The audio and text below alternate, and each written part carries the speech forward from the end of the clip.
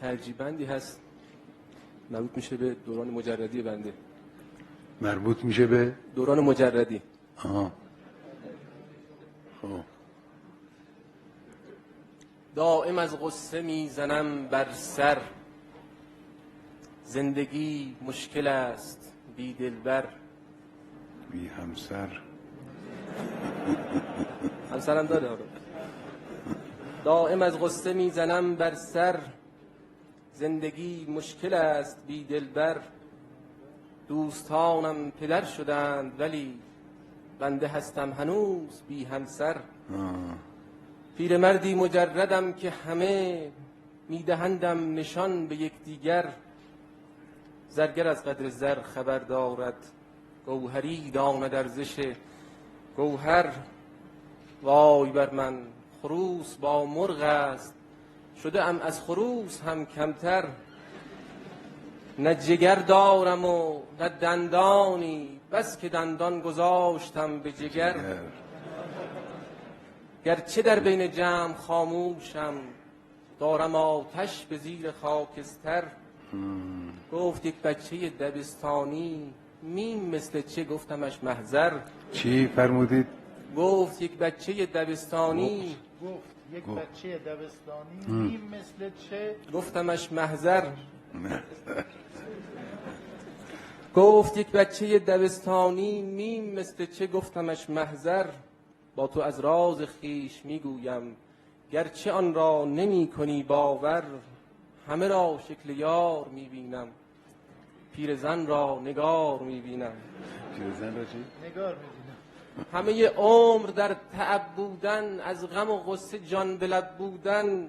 با هزاران کمال و فضل و ادب، بین افراد بی ادب بودن. از مرضهای سخت در بستر، روز و شب در تنور تب بودن.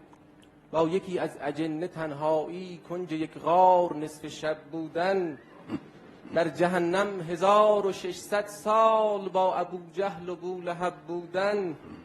هست اینها و بدتر از اینها، بهتر از مثل من عزب بودن. همه را شکل یار میبینم، پیرزن را نگار میبینم. خواب دیدم شبی که زن دارم، کت و شلوار نو به تن دارم. جشن برپا شده است و از هر سو، میهمانان مرد و زن دارم. جای یک زوجه 16 زوجه، جای ماشین عروس ون دارم. صبح وقتی که چشم وا کردم، باز دیدم بسی مهن دارم. نه کتی در برم نه شلواری، نه اگر جان دهم کفن دارم. نشود مبتلا کسی یارب، به چنین حالتی که من دارم. همه را شکل یار میبینم، پیرزن را نگار میبینم. دوش رفتم به سوی خانه وی، زنگشان را فشار دادم هی. بخت با من نبود یار انگار، جای او در گشود مادر وی. گفتم ای نازنین قبولم کن به غلامی، که عمر من شد طی. گفت هستی نجیب؟ گفتم هان. گفت مؤمن چطور؟ گفتم ای. گفت کار تو چیست؟ گفتم هیچ. گفت سرمایه تو؟ گفتم هی. گفت پس بیش از این نکن اصرار، گفت پس بعد از این نشو پاپی. گفتم ای بر سرت بلا بارد، صبر بر این بلا کنم تا کی. همه را شکل یار میبینم، پیرزن را نگار میبینم. درد عشقی کشیدم که مپرس، زهر هجری چشیدم که مپرس. بارها از دهان مادر او، فحش‌هایی شنیدم که مپرس. پدرش تا دویده دنبالم، تا بدانجا دویدم که مپرس.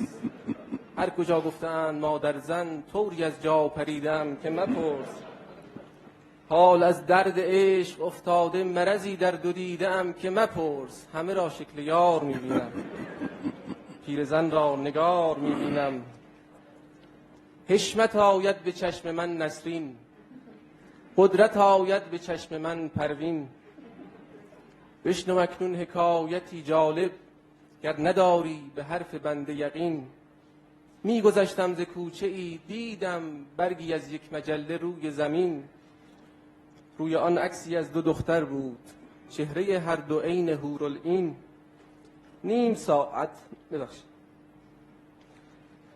ساعت به دیده حیرت خیره بودم بر آن ورق همچین. زنی آمد که چیست این؟ گفتم چه بگویم، خودت بیا و ببین. روی زیبای حوریان بهشت کرده است این مجله را تزیین. گفت یارو خدا شفات دهد، باشی از این به بعد بهتر از این. این که عکس فرشته میبینی هست عکس لنین و استالین. گفتم امروز چون تو میبینم همه را ای نگار ماه جبین. گفت بس کن نگار سیری چند، شده ای پاک خل منم افشین. همه را شکل یار میبینم، پیرزن را نگار.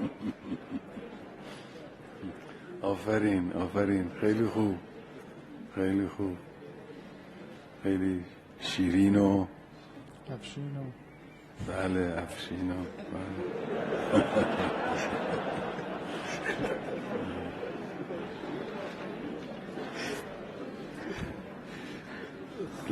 لفظ تراشیده شسترفته خوبی است. حالا غیر از مضمون که یک طنز شیرینی هست، فکاهی بامزه‌ای است، الفاظم الفاظ خیلی خوبی بود. انشالله موفق باشید.